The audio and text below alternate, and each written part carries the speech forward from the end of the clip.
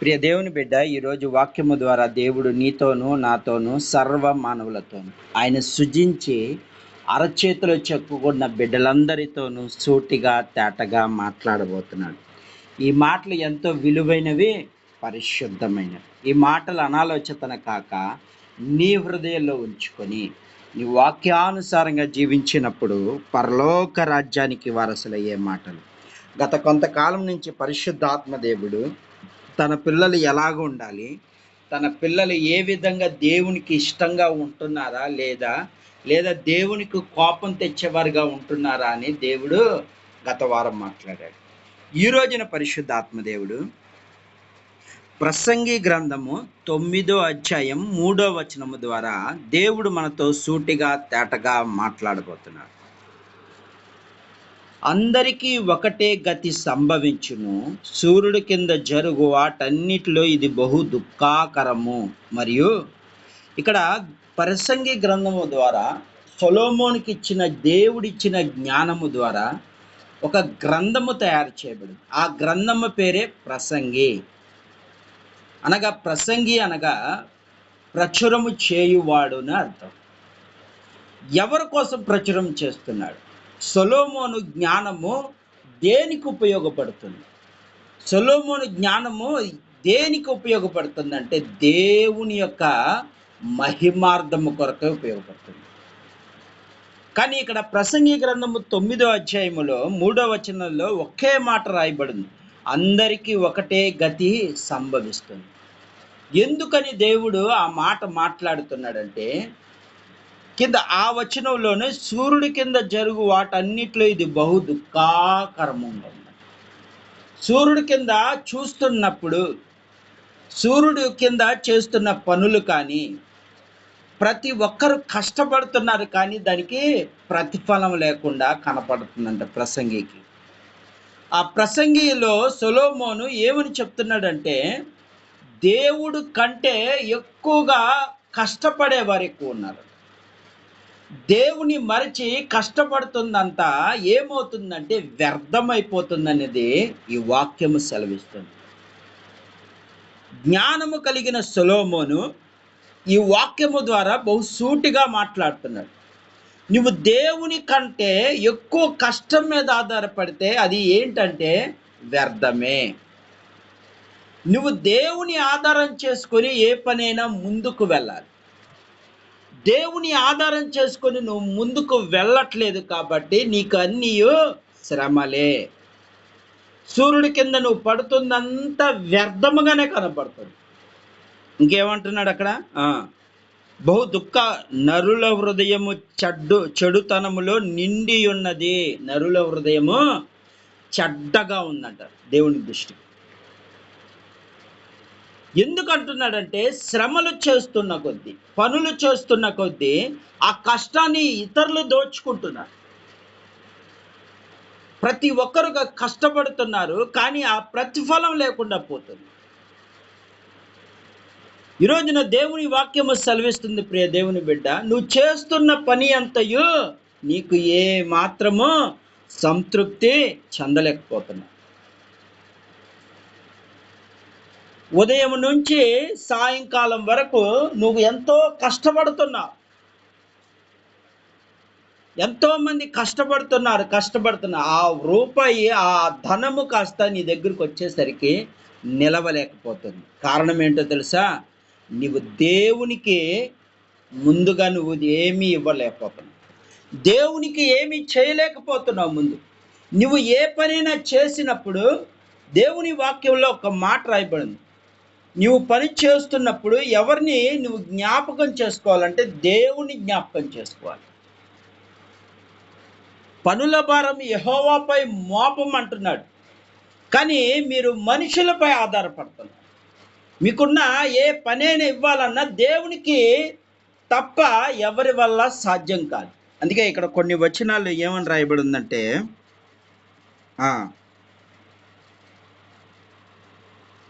తర్వాత వారు బ్రతుకు కాలమంతయు వారి హృదయంలో వెర్రితనముగా కనపడుతుంది. వాళ్ళు ఎంత కష్టపడుతున్నారో అంత చెడ్డు మార్గంలోనికే వెళ్తుంది ఆ ధనమంతా. ఒక వ్యక్తి ఏ పని చేశాడంటే ఆ పని తాగుడికే, వ్యసనాలకు లోబడిపోతున్నాడు. నువ్వు కష్టపడిందంతా వృధా అయిపోతుంది. అందుకే దేవుని వాక్యములో చాలా సూటిగా చెప్తున్నాడు, నరుల హృదయము చెడుతనములో నిండి ఉన్నది. చెడిపోయింది. మనుషుల యొక్క హృదయాలు ఏమైపోయినాయి అంటే దేవుడికి కనిపిస్తున్నప్పుడు ఒకడు కష్టపడుతూ ఉంటాడు, ఇంకోటి దోచుకుంటూ ఉంటాడు. నీ పక్క స్నేహితుడే నువ్వు కష్టపడుతున్నప్పుడు వాడిని దోచుకునేవాడిగా ఒక స్నేహితుడు తయారవుతున్నాడు. ఈ రోజున పరిస్థితులు ఎలాగున్నాయంటే ఎదుటోని కించపరిచే విధంగానే ఉంటున్నారు. కారణం ఏంటో తెలుసా? కారణం ఇదే. ప్రసంగి చెప్తున్నాడు, గతి. మన గతి ఎలాగుందంటే ఎదుటోని చూసి మనం ఉండాలనుకుంటాం, కానీ దేవుడు అలా ఉండద్దు అంటున్నాడు. అతని వైపు నువ్వు తిరుగుతున్నావు, కానీ అతని వైపు ఆయన ఎంత ఆస్తి సంపాదిస్తున్నా, ఎన్నో విధాలుగా చాలా వ్యాపారాలు చేస్తున్నా, నువ్వు అతని వైపు చూస్తున్నావు. కానీ ఆ సొమ్మంతా ఎలాంటిదంటే, ఆ ధనమంతా ఎలాంటిదంటే మోసకరమైన ధనము, మోసం చేసేవాడు. అందుకే ఈ రోజున మోసపరితమైన ధనము నీ దగ్గర నిలబడదు. నువ్వు ఎవరెవరినైతే మోసం చేస్తున్నావో, ఎవరెవరినైతే నువ్వు అవమానపరిచి వాళ్ళ కష్టార్జితము దోచుకుంటున్నారు చాలామంది, వారందరి మోసకరమైంది. అందుకే ఏమని అంటున్నాడంటే, నువ్వు వాళ్ళు బ్రతుకుతున్నారు అంతే, కానీ వాళ్ళ హృదయంలో నెమ్మది లేదు. వారి నిద్ర కూడా పోలేని పరిస్థితిలో ఉన్నారు. వాళ్ళు ఏమైనా చిన్న అలికిడి వచ్చిందంటే చాలు, వాళ్ళ ఎక్కడ దోచుకెళ్ళిపోతారనే భయముతో నిద్ర కూడా వాళ్ళకి లేదు. కానీ దేవుడు ఏమంటున్నాడంటే, నీకు చక్కటి ఆరోగ్యాన్ని ఇచ్చాడు దేవుడు. ఎదుటోని గతి చూడొద్దు, నీ గతి ఏంటో నువ్వు చూడు. వాళ్ళు ఎంత ఆస్తి సంపాదించినా రోగాలమయమైపోయారు. కరోనా కాలంలో ఎంతో మంది ధనవంతులు ఏమైపోయారు? భయంకరంగా ఎంత ఖర్చు పెట్టినా ప్రాణాన్ని పోగొట్టుకున్నారు. పెద్ద పెద్ద సింగర్లే కానీ ఎంతోమంది కరోనా వచ్చింది, ఆ వ్యాధులు ఖర్చు పెట్టారు, ఏ మాత్రం ప్రయోజనం లేదు. ఎంత డబ్బు ఖర్చు పెట్టినా ప్రాణాన్ని దక్కించుకోలేకపోయారు. కానీ ఒక మురికి పట్టినవాడు, మురికి వస్త్రాలు వేసుకున్న వాడికి ఏ రోగము తగలేదు. కష్టపడుతున్న వాడికి ఏ సమస్య రాలేదు. అందుకే దేవుడు ఏమంటున్నాడంటే, ఉన్నదాంతోనే సంతృప్తి పడు. ఏం చేయమంటున్నాడు? ఉన్నదాంతో సంతృప్తి పడు. నీకు 100 రూపాయలు ఉన్నాయంటే ఆ 100 రూపాయలతోనే ఆనందపడు. ఎదుటోని నువ్వు చూడొద్దు, వాడు చేసేది మోసకరం. ఒకడి దగ్గర అన్యాయంగా దోచుకుంటున్నాడు, అబద్ధాలు చెప్పి అన్యాయంగా దోచుకుంటున్నారు, కానీ నువ్వు నిజాయితీగా ఉన్నావు. అందుకే ఇంకో మాట ఏమని రాయబడి ఉందంటే, బ్రతికి ఉన్న వారి కలిసిమెలిసి ఉన్న ఆశలు చాలదు, చచ్చిన శవం కంటే బ్రతికిన కుక్కలే మేలు కదా. ఫస్ట్ అతను ఎలా ఉంటాడంటే సింహంలాగా ఉంటాడు. సింహంలాగా అంటే సింహం ఎంత గంభీరంగా ఉంటాడు, పైకి హుందాతనంగాను, కార్లతోనూ బంగ్లాలతోనూ నా అంత గొప్పవాడు లేడని అనుకుంటూ ఉంటాడు. కానీ ఇక్కడ దేవుని వాక్యంలో ఏమని సెలవిస్తుందంటే, కుక్క కన్మేలంట. కుక్కని ఎంతమంది చేదరించుకున్నా అది ఏ మాత్రము ఏం చేస్తుంది? వాళ్ళని చేదరించుకున్న పరిగెడుతుంది తప్ప సింహంలాగా గర్జించలేదు. ఇక్కడ దేవుడు ఏం చెప్తున్నాడంటే, తగ్గించి బ్రతుకు. నిన్ను అసహించుకున్న వారు అసహించుకుంటున్నప్పుడు నువ్వు తగ్గించి బ్రతకడమే. సింహంలాగా ఉండటం కన్నా కుక్కే మేలంట. అర్థమవుతుందా? దేవునికి నువ్వు విధేయుడై ఉండాలంటే, విశ్వాసము కలిగి ఉండాలంటే ఒకసారి కుక్కను జ్ఞాపకం చేసుకో. ఇంకేమంటున్నాడు? బ్రతికి ఉన్నవారు తమ చత్తురని ఎరుగుదురు. 5వ వచనం. బ్రతికి ఉన్నవారు చచ్చుదని ఎరుగుదురు, అయితే చచ్చిన వారు ఏమీ ఎరగరు. వారి పేరు మరవబడి ఉన్నది, వారికి ఏ లాభము కలదు. పైకి మనిషి బ్రతుకుతున్నాడే కానీ నిజమైన బ్రతుకు కాదది. చచ్చిన వాడి యొక్క హృదయము కదలదు. అందుకే ఈ రోజున ఏమైనా తప్పు చేస్తున్నా పశ్చాత్తాపం లేదంటే నువ్వు చచ్చిన వాడితోనూ సమానం. ఎవరినైనా అన్యాయంగా నువ్వు దోచుకుంటున్నప్పుడు నీకు ఏ మాత్రం పశ్చాత్తాపం లేకుండా ఉన్నావంటే నువ్వు బ్రతికి ఉన్నావు అని అనుకుంటున్నాడు, కానీ బ్రతికి లేడు, అతను చనిపోయిన వాడితో సమానం. అందుకే అతను కదలలేడు, మెదలలేడు. కానీ దేవుని పిల్లలు అలా కాదు, బ్రతికి ఉన్నవాళ్ళు. ఎలా ఉన్నవాళ్ళు? దేవుడు ఇచ్చిన దాంతోనే సంతృప్తి పడుతూ ఆనందంగా ఉండేవాడే నిజమైన దేవుని పిల్లాడు అవుతాడు. చచ్చిన వారితో కాక నువ్వు జీవము కలిగిన దేవుని యొక్క బిడ్డగా ఉండగలుగుతావు. ఈరోజు దేవుని వాక్యం అంటున్న ప్రియ దేవుని బిడ్డ, మనం ఎలా బ్రతుకుతున్నాం ఒకసారి ఆలోచించి. ఉన్న దాంట్లోనే సంతృప్తి పడుతున్నావా, ఎదుటోని దోచుకుంటున్నావా? నాకు ఒక సహోదరుడు, ఒక బ్రదర్, నాకు మా చర్చిలో ఒక బ్రదర్ కనిపించాడు. ఆయన అన్నాడు, ఆయన దేవుని ఎన్నో కష్టాలు ఉన్నాయి, అతనికి ఎన్నో బాధలు ఉన్నాయి. నెల వస్తే కనీసం ₹1,00,000 అప్పు కట్టాలి. ఎలా కట్టాలి? ₹1,00,000 అప్పు కట్టాలి. అతనికి ఆటో తీసుకున్నాడు. ఆటో కిస్తీకే కానీ తన పిల్లల చదువుకే కానీ ₹1,00,000 తీసుకున్నాడు.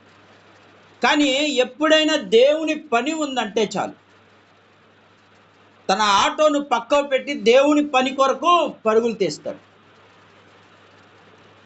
మేము ఎప్పుడైనా సరే మందిరంలో ఒక పని ఉందంటే ఇక ఆ కష్టము ఏమో తెలియదు, కానీ అతను వచ్చినప్పుడు అడుగుతూ ఉంటాను నేను, అన్నా మరి ఆటో ఎలా జరుగుతుందంటే, తమ్ముడు మంచిగానే జరుగుతుంది, కాకపోతే ఈ ఫ్రీ బస్సులు పెట్టారు కదా, ఫ్రీ బస్సులు పెడతాం వల్ల చాలా ఇబ్బందులు అవుతున్నాయి. అయినా సరే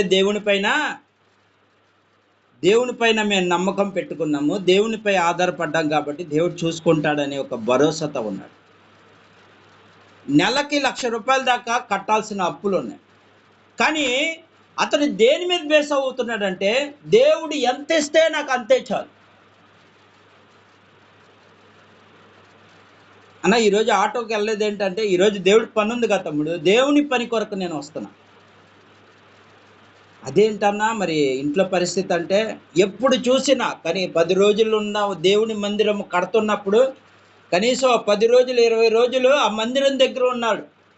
ఆ మందిరం దగ్గర ఉండి కూడా ఏ మాత్రము వెళ్ళట్లేదు. ఇంట్లో పరిస్థితులు దిగజారిపోతున్నా ఒకటే అంటున్నాడు, దేవుడు చూసుకుంటాడు. నాకు ఆశ్చర్యం వేసింది. అడిగాను అప్పుడు కూర్చోబెట్టి, అన్నా ఏంటన్నా మరి మీ పిల్లను ఈ విధంగా కాలేజీకి పంపించావు కదా, మరి ఆ ధనము అన్నీ దేవుడే చూసుకుంటున్నాడు తమ్ముడు. నేను దేవుని పని చేస్తూ ఉండగా నాకు తెలియకుండానే దేవుడు కార్యం చేస్తున్నాడంట అక్కడ. నేను ఒకరి దగ్గర దోచుకుంటలేదు తమ్ముడు, నా దేవునిపై ఆధారపడుతున్నా అన్నాడు. నాకు ఆశ్చర్యం వేసింది. ప్రతి నెల నీకు ₹1,00,000 అప్పు తీరిపోతుందా? ఖచ్చితంగా తీరిపోతుంది. మరి ఈ ఆటోకి మరి ఏంటి పరిస్థితి అన్న అంటే, ఆయన చెప్పింది ఒకటే, నేను దేవునిపై ఆధారపడ్డాను. నా దేవునికి నా పని ఉన్నప్పుడు, ఒకవేళ ఆటోలో ఎవరు ఏమీ లేనప్పుడు నేను ఇంటికి వచ్చి లేదా మందిరంలోకి వచ్చి నేను ప్రార్థన చేసుకుంటాను. దేవుడు ఆ సమయంలో నాకు సమకూర్చేస్తున్నాడు అనేసరికి నాకు ఆశ్చర్యం వేసింది. ఎందుకంటే ఆశ్చర్యం చేసే మనసు ఎందుకు వచ్చిందంటే, అతను ఎన్నిసార్లు ఒక్క ఫోన్ కొడితే చాలు, మందిరము ఎవరైనా ఇబ్బందుల్లో ఉన్నారంటే వాళ్ళకు సహాయం చేయడానికి వెళ్ళిపోతాడు. అప్పుడు నాకు అనిపించింది, దేవునిపై ఎంతగా ఆధారపడి పనుల భారము దేవునిపై పెడుతున్నాడు. కానీ మనుషులు ఇప్పుడు ఏం చేస్తున్నారంటే, మనుషులపై భారాలు పెట్టుకుంటున్నారు. కానీ ఇక్కడ దేవునిపై నా భారమంతా మోసిన యేసయ్యకే నేను అప్పచెప్పేశాను అన్నాడు. ఒకటే అన్నాడు, నా భారం మోసాడు, నా కోసం ప్రాణం ఇచ్చిన దేవునికే నేను అప్పగించేశాను. ఆ మాట అనగానే నాకు కూడా ఎంతో ఆనందం కలిగింది. ఈ రోజుల్లో అలాంటి వారు అరుదుగా కనపడుతున్నారు. ప్రతిసారి ఏడ్చే గుంపే కనపడుతుంది తప్ప దేవుళ్ళు ఆనందపడేవారు ఒక్కరు కనపడతలేరు. నాకు దేవుడు ఎంత ఇస్తే అదే చాలు అంటున్నాడు. అవసరమైతే పచ్చడి మెతుకులు తింటాను, లేదా గంజి నీళ్ళు వేసుకొని తింటాను తప్ప ఒకడిది అన్యాయంగా నేను దోచుకోను అన్నాడు. ఆ చక్కటి మాటను బట్టి నాకు ఎంతో ఆనందం కలిగింది. ఈ రోజున అలాగే ఎవరైనా ఉండగలుగుతున్నారా? ఒక్కసారి మీరు ఆత్మ పరిశీలన చేసుకో. దేవుడు నీకు ఉద్యోగం లేనప్పుడు ఉద్యోగం ఇచ్చాడు. వచ్చిన దాంతో సంతృప్తి పడుతున్నావా? లేనిపోని అప్పులు ఎక్కువ చేసుకుంటున్నావా? ఉన్న దాంతోనే సంతృప్తి పడు.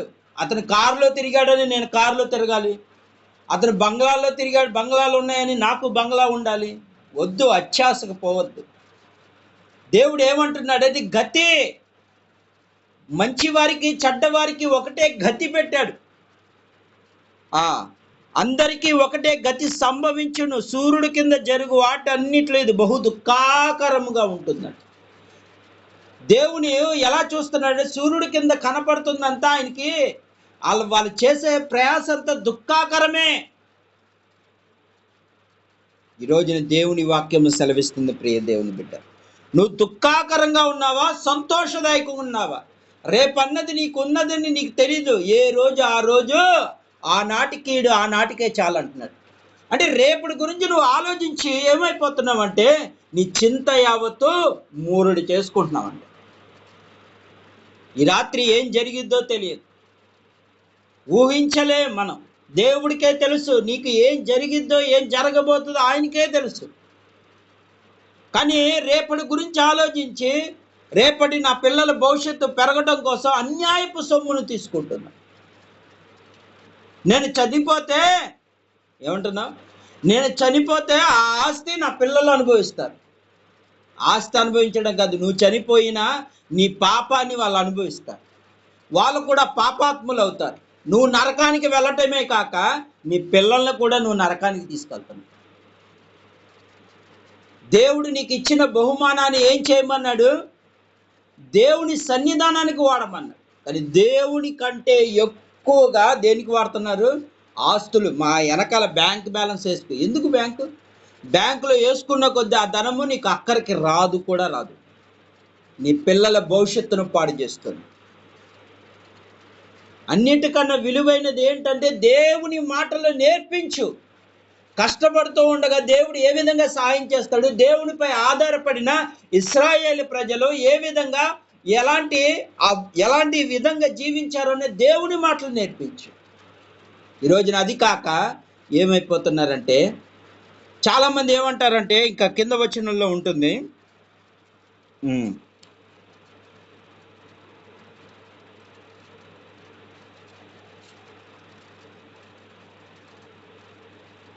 తర్వాత నీవు పోయి సంతోషంగా నీ అన్నము తినుము, ఉల్లాస మనసుతో నీ ద్రాక్ష రసము తాగుము. ఇది వరకు దేవుడు నీ క్రియలను అంగీకరించాడు. నీవు నీతిగా యథార్థంగా సంపాదించిన దాంట్లోనే, నువ్వు ఉన్న దాంట్లోనే సంతృప్తిగా ఉల్లాసంగా తినమంటున్నాడు. ఇంకేమంటున్నాడు దేవుడు? ఎల్లప్పుడూ తెల్లని వస్త్రాలు ధరించుకొనుము, నీ తలకు నూనె తక్కువ చేయకు. ఏమంటున్నాడు? నూనెకు సాదృశ్యం ఏంటంటే ప్రార్థన. ఎల్లవేళలా దేవుని ప్రార్థన చేసుకుంటూ ముందుకు వెళ్ళాలి. ఉదయాన్నే నీకు దేవుడు ఇచ్చినప్పుడు ఆ ఉదయాన్ని బట్టి దేవునికి కృతజ్ఞతలు చెల్లించి నిత్యము నీ నూనె తగ్గకుండా, నిత్యము నీ తలకు నూనె తగ్గకూడదంట. నూనె అంటే అర్థం ఏంటంటే అభిషేకము. అభిషేక్తుడనే యేసయ్యను నువ్వు వెంట పెట్టుకొని వెళ్ళాలి ఏ పనికైనా. అప్పుడు నీకు ఏం చెప్తున్నాడు? తక్కువ కానీయకము, ప్రార్థనలో తగ్గిపోవద్దు, ఆత్మీయతలో తగ్గిపోవద్దు. దేవుడు చెప్తున్నాడు, ప్రియ దేవుని బిడ్డ, ఎన్నటికీ నువ్వు దేనికి దిగజారిపోవద్దు.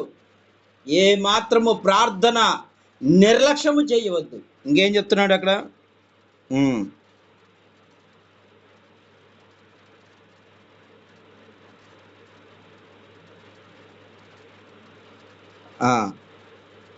దేవుడు నీకు దయచేసిన వ్యర్థమైన ఆయుష్ కాలమంతో నువ్వు ప్రేమించి నీ భార్యతో సుఖించుము. నీ వ్యర్థమైన ఆయుష్ కాలంతో సుఖించుము. నీ బతుకు దినమందు నువ్వు కష్టపడి చేసిన దాని అంతటిని అదే నీకు కలుగు భాగ్యము. ఏమంటున్నాడు? వాళ్ళని వెళ్ళి దోచుకోమంటలా. ఉన్నదాంతోనే సంతృప్తి పడు, నీ భార్యతో ప్రేమ కలిగి ఉండు, నీ కుటుంబంతో దేవుని సన్నిధానంలో ఆనందపడుతూ ఉన్నదాంతోనే సంతృప్తి పడమంటున్నాడు. ఈ రోజున ప్రతి ఒక్కరు రేపటి గురించి ఆలోచించి నా పిల్లల భవిష్యత్తు ఎలా ఉండాలని చెప్పి ఒకడి దగ్గర అన్యాయంగా దోచుకొని వచ్చిన సొమ్ముని దాచిపెట్టుకుంటున్నారు. అది దేవుడికి నచ్చట్లేదు. నచ్చడం కాదు, దానివల్ల ప్రమాదం నీకే. నువ్వు పడుతున్నావు, నీకు పిల్లలు పడుతున్నారు. ఎక్కడ? నరకం అనే ప్రమాదంలో పడుతున్నారు. ఈరోజు దేవుని వాక్యం సెలవిస్తుంది, ప్రియ దేవుని బిడ్డ. మేము జ్ఞానవంతులు అనుకొని చాలామంది ఏమవుతున్నారంటే, వాళ్ళకి దేవుని దృష్టిలో వాళ్ళ జ్ఞానం ఎలా కనపడుతుందంటే వెర్రితనంగా కనపడుతుందంట. ఎలా కనపడుతుంది?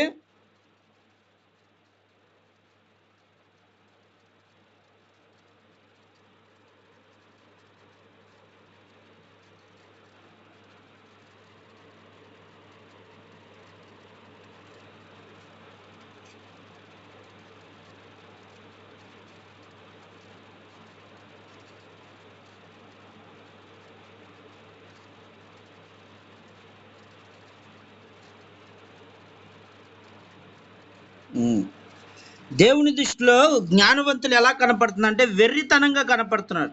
ఏమంటున్నారు? ఇంకా ఏమంటున్నాడు? వారు నేను అనేక ఆలోచనలు సూర్యుడి కింద జరుగుచు నాకు కనబడిను. వాడి గలవారు పరుగులు గెలవారు, బలము గలిగారు యుద్ధమునందు విజయమునందుదురు. జ్ఞానం గలవారికి అన్నము దొరకదు. జ్ఞానం కలిగిన వారికి అన్నం దొరకదంట. ఇంకేమంటున్నాడు అక్కడ? బుద్ధిమంతులగుట వలన ఐశ్వర్యము కలుగదు. అసలు ఎవరికి పేదరికం ఏర్పడుతుందంటే నీతిగా నిజాయితీగా ఉన్న వాడికి ఏది దొరకదంట. నేను జ్ఞానము కలిగిన వాడికి ఏమీ దొరకదంట. అలాగే బుద్ధి కలిగి ఉన్నవాడికి కూడా ఏది దొరకదు. కానీ ఈ లోకంలో ఉండే ఆహారం నీకు దొరకదు, కానీ పరలోకములో నుండే ఆహారం నీకు దొరుకుతుంది.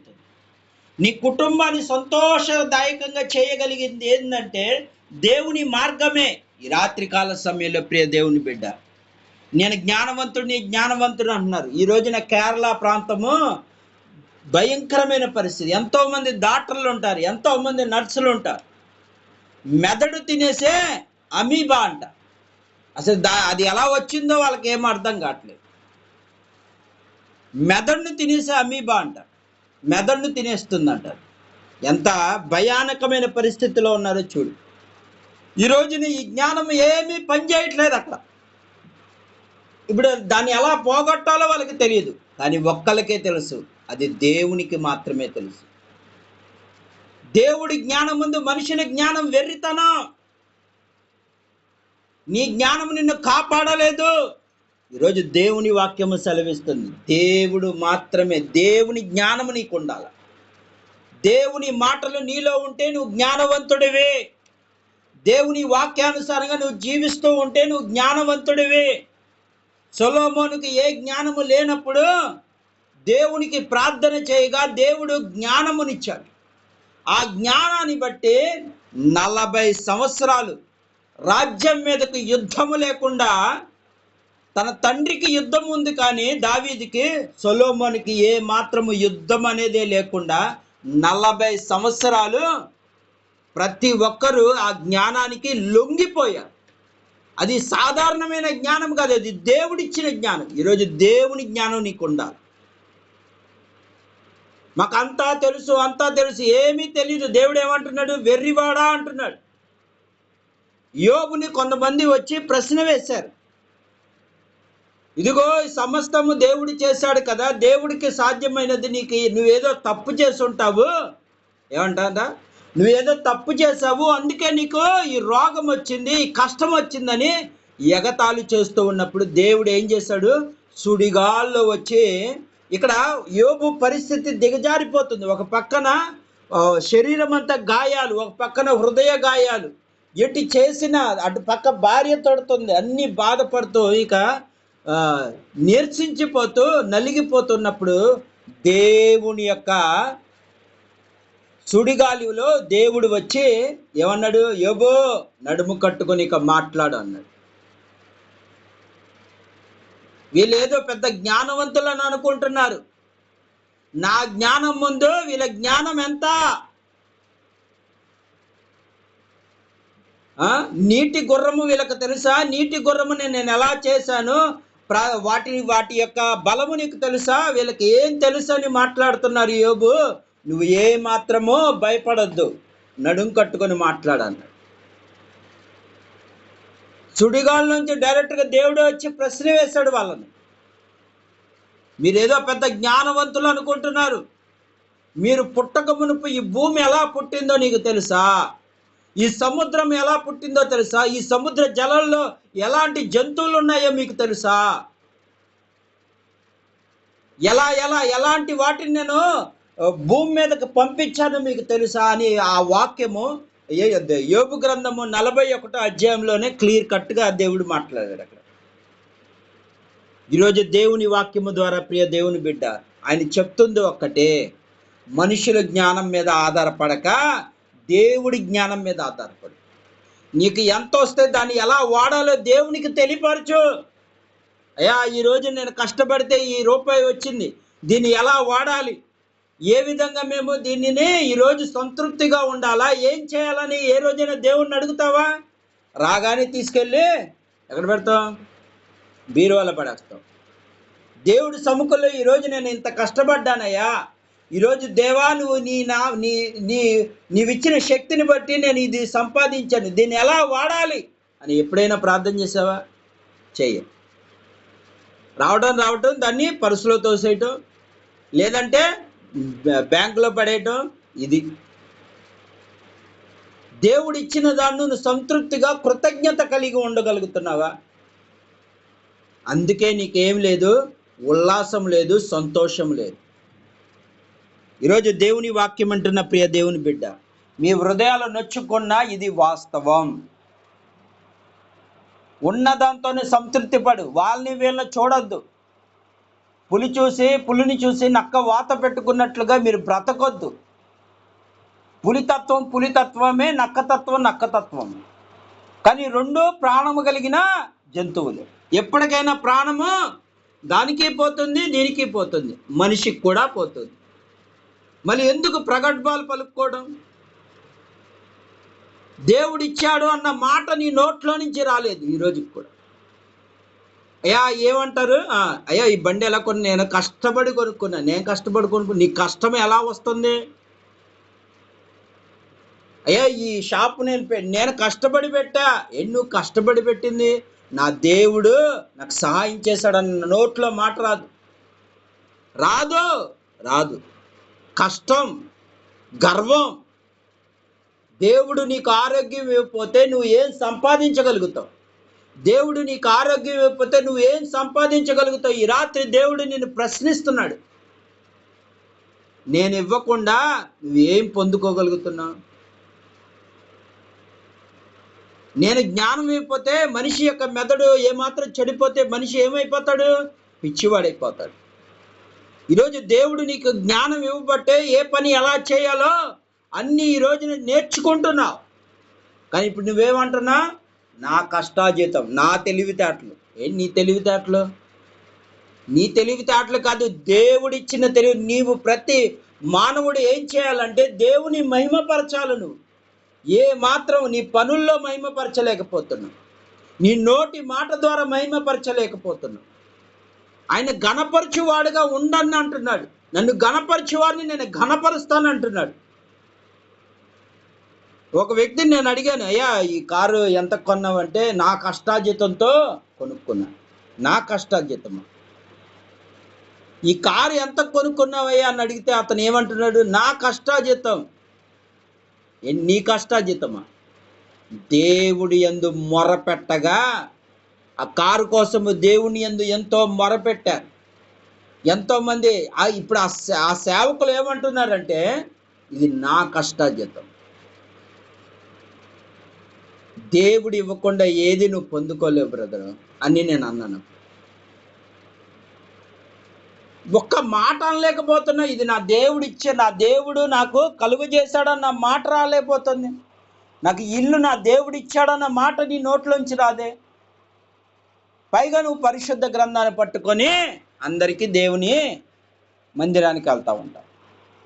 అయ్యా నేను నా దేవుడు నాకు ఇచ్చింది అయ్యా, నా దేవుడు నాకు ఈరోజు ఆరోగ్యం ఇచ్చాడయ్యా. సాక్ష్యం చెప్పలేవు మందిరాల్లో.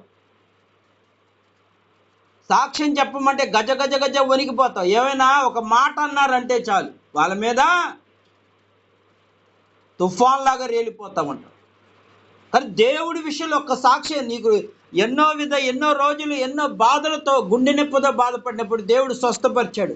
వెళ్ళి నలుగురికి దేవుని సాక్ష్యాన్ని పంచలేవు.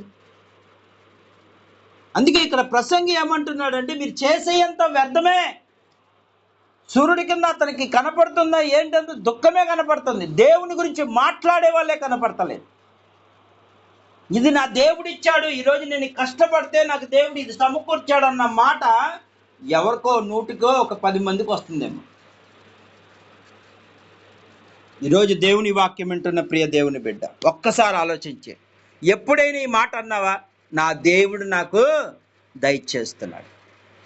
ఆటో డ్రైవర్ అంటున్నాడు, నా దేవుడు నాకు ఇస్తున్నాడు, నేను నా దేవుని పని చేయడానికి వెళ్తున్నాను, నా దేవుడు నాకు ఇస్తున్నాడు అంటున్నాడు.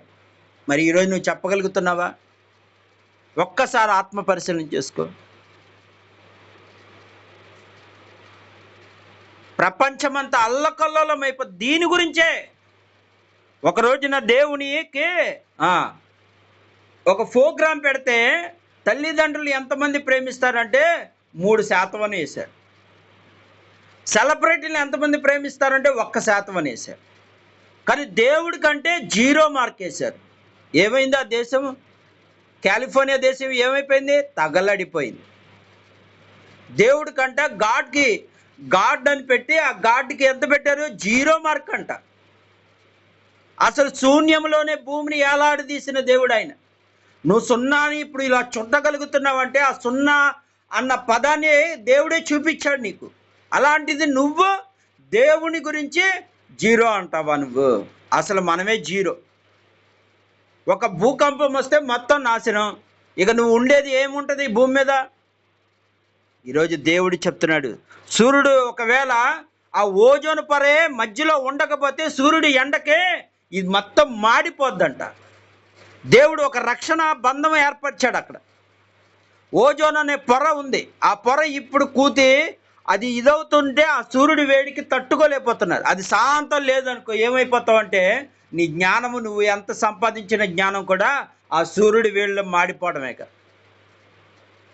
దేవుని గణపరచు. ఈరోజు నీకు ఇచ్చాడు, ఈరోజు నువ్వు దేవునికి గణపరచు. నీకు ఒక 10 రూపాయలు వచ్చినా దేవుని గణపరచు, 100 రూపాయలు వచ్చినా దేవుని గణపరచు. అది శ్రేష్టం అంటున్నాడు.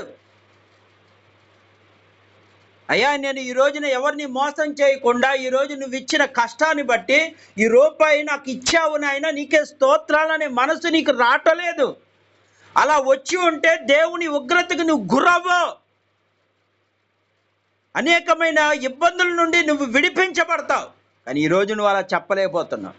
ఇశ్రాయేలు ప్రజలు 430 సంవత్సరాలు బానిసత్వంలో ఉంటే విడిపిస్తే ఎర్ర సముద్రాన్ని 2 పాయలు చేసి ఆ ఎడారిలో నడిపిస్తూ, అరణ్యంలో నడిపిస్తూ ఉంటే వాళ్ళకి నీళ్లు లేవంటే చేదు కలిగిన మారా నీళ్ళని ఏం చేశాడు? మధురంగా మార్చేశాడు. నీ చేదు జీవితాన్ని కానీ మధురంగా మార్చగలిగిన దేవుడు. కానీ అక్కడ ఎవరైనా అన్నారా? దేవుని మహిమపరిచారా? ఏ మాత్రం తాగేశారు. ఇక మళ్ళీ నెక్స్ట్ రోజునేంటి? ఆకలేస్తుంది, మేము ఎప్పుడు ఈ మన్నానే తినాలా, ఈ మన్నానే మాకు కావాలా, మాకు ఇక మాంసం దొరకదా అన్నప్పుడు అక్కడ వెళ్ళి ఏమైనా ప్రార్థన చేశారా? మోషే వెళ్ళి ప్రార్థన చేయగా రేపు నీకు పూరేలు వస్తున్నాయి అన్నాడు. ఆ పూరేలు వచ్చినాయి, తిన్నారు, కడుపు నిండా తిన్నారు. కానీ దేవుని స్తుతించారా వాళ్ళు? ఆ రోజున బహు భయంకరమైన తెగులు ఏర్పడింది. విశ్రాంతి దినమును ఆచరించకుండా కడుపు నిండా ఎంతవరకు? నాసిక రంధ్రం వరకు తిన్నారంట. ఎక్కడి వరకు? ముక్కుల్లోకి వచ్చేంత వరకు తిన్నగాని దేవుడికి అసహ్యం వేసిందంట. భయంకరమైన తెగులు వచ్చి చాలా మంది చచ్చిపోయారు. దేవునికి కోపం రేపొద్దు ప్రియ దేవుని బిడ్డ. విశ్రాంతి దినం ఆ రోజున దేవుని ఆరాధించాల్సిన సమయాన్ని నిర్లక్ష్యం చేశారు. వీళ్ళు పాడైపోయారు. మిగతా వాళ్ళు కూడా ఇదిగో మేము తింటున్నాం కదా, మీరు కూడా తినండి. ఇప్పుడు వీళ్ళు ఏమయ్యారు? వీళ్ళు చంచారు, వాళ్ళను ఎవరైతే అందులో జాయిన్ అయ్యారో వాళ్ళు కూడా చనిపోయారు. ఈరోజు దేవుని వాక్యం వింటున్న ప్రియ దేవుని బిడ్డ, ఒకరిని చూసి నువ్వు అలాగే తయారవ్వాలనుకున్నావు అనుకో, నీ నాశనం నువ్వే తెచ్చుకున్నట్టేగా. నువ్వు మనుషుల వైపు చూస్తూ నేను ఆయనలాగే ఉండాలా, మీ తమ్ముడు ఇలా ఉంటున్నాడు కదా నువ్వు ఇలా ఉంటున్నావు ఏంటి అనే మాట వాళ్ళని వీళ్ళని చూస్తున్నావు, కానీ నీ గతి ఏంటో నీకు తెలియట్లేదు. ఎదుటోని చూసి నువ్వు ఎన్నటికీ ఉండకు. దేవుడు ఎవరికి ఇవ్వాల్సిన జ్ఞానం వాళ్ళకి ఇచ్చాడు, ఎవరికి ఏది చేయాలన్నది ఆయనకు తెలుసు. వాళ్ళని వీళ్ళని చూసి నువ్వు ఏది అనుకోకు. ఈ రాత్రి దేవుడు చెప్తున్నాడు, వాళ్ళని వీళ్ళని చూడటం కాదు, నన్ను చూసినాడు. పేతురు నా వైపు చూస్తున్నాడు, నడుస్తున్నాడు, అటు ఇటు తిప్పగానే ఏమయ్యాడు? మునిగిపోయాడు. నువ్వు దేవుని వైపు చూస్తున్నాడు అంటున్నావు. నువ్వు దేవుని వైపు చూస్తే అసలైన గమ్యం చేరుకుంటావు. నువ్వు ఆ మనిషిని చూసి అతను ఎలా కొనుక్కున్నాడు, మనకి ఇది లేదు అది లేదు అనుకుంటా ఉన్నావు అనుకో, నువ్వు అక్కడే కుప్పకూలిపోతావు. దేవుడు అంటున్నాడు, ప్రియ దేవుని బిడ్డ, నీకు ఏది ఇవ్వాలో ఆయనకు తెలుసు. నీ తల్లి గర్భాన్ని వేయక మునిపే ఆయన సమస్తము ఎరిగినవాడు, ఆయన సమస్తము తెలుసు. అందుకే అంటున్నాడు, నీకు ఏది కావాలో దేవునికి తెలుసు, ఏది ఇస్తే నీకు మంచిదో. మీ తల్లిదండ్రులు చెడ్డవారై ఉండి మంచి ఈవులు ఇవ్వాలనుకున్నా, నేను అంతకన్నా ప్రాణం ఇచ్చే దేవుడిని, నీకు ఏమి ఇవ్వాలో ఆయనకు తెలుసు. నువ్వు ఏది ఇస్తే పాడైపోతావో ఆయనకు తెలుసు. అందుకే అది ఇవ్వకుండా శ్రేష్టమైనది ఇవ్వాలని చూస్తామంటాడు. ఆ శ్రేష్టమైనది ఏంటో తెలుసా? ఈ లోకమంతా గతించిపోయి భూమి మీద అందరూ నాశనం అవుతారు. ఆ శ్రేష్టమైన స్థలం ఏదంటే పరలోక స్థలమే. అది ఇవ్వాలనుకుంటున్నాడు దేవుడు. ఈ లోకంలో నువ్వు ఏది కోరుకున్నా అది వ్యర్థమే. నీకు నేను ఇవ్వాల్సింది శ్రేష్టమైనది ఉంది. ఆ శ్రేష్టము పరలోకం, నిత్య జీవము. ఆ నిత్య జీవము కోసం నువ్వు పరుగులు తీయాలి. ఈ భూమి మీద ఉన్న వాటిపైన ఆశ పెట్టుకోక పరలోకంలో నీకు స్థానం ఉందా లేదా అని నిత్యము ప్రార్థన చేయి అంటున్నాడు. ఏ రోజైనా చేస్తున్నావా అలా ప్రార్థన? పరలోకంలో నాకు స్థానం ఇవ్వయ్యా అని, పరలోకంలో దేవదూతలతో ఉండే భాగ్యం ఇవ్వయ్యా అని ఏ రోజు చేయి. ఎందుకంటే నీ మనసంతా ఎక్కడుంది? ఈ లోకం మీదే. అందుకే దేవుడు అంటున్నాడు, ఈ లోక సంబంధమైన వాటిని చూస్తుంటే సొలొమోనుకి ఏమవుతుందంటే వ్యర్థంగా కనబడుతుంది. దేవుడి దృష్టికి ఇది వ్యర్థమే. కానీ తన పిల్లలు మార్పు పొందినప్పుడు పరలోకం తీసుకువెళ్ళాలని ఆశపడుతున్నాడు. నా రెండో రాకల్లో వాళ్ళు ఎత్తబడే గుంపుల్లోనూ సంఘమంతా ఎత్తబడే గుంపుల్లో ఉండాలని ఆశపడుతున్నాడు. ఆయన ఆశపడే మనసును ఆయన తృప్తిపరచడానికి చూస్తుంటే ఈ రోజున నీవు ఆశపడే నీ ఆశ కోసం తీర్చుకుంటున్నావు. నా ఆశ తీర్చాయా అంటున్నా. దేవుడు నీకన్నా శ్రేష్టమైనది ఇవ్వాలనుకుంటున్నాడు. ఈరోజు దేవుని వాక్యం వింటున్న ప్రియ దేవుని బిడ్డ, నీ హృదయానికి గుచ్చుకున్నా ఇది వాస్తవం. కనుక ఈ రాత్రి దేవుణ్ణి అడుగు, అయ్యా ఈ లోకములో ఉన్నదంతా నీకు వ్యర్థముగానే కనపడుతుంది, నాకు శ్రేష్టమైనది ఇవ్వయ్యా. ఆ శ్రేష్టమైనది ఏదంటే నీ పరలోకంలో నిత్యము పరిశుద్ధుడు పరిశుద్ధుడు పరిశుద్ధుడు పరిశుద్ధుడు కొనియాడబడే ఆ మహిమ కలిగిన సింహాసనం ఎదుట నాకు చోటునివ్వయ్యా అని ప్రార్థించు. అప్పుడు దేవుడు కనికరం నీ మీదకి వస్తుంది, నిత్య రాజ్యములో నిన్ను తీసుకువెళ్తాడు. ఈ కొద్ది మాట దేవుడు దీవించును గాక.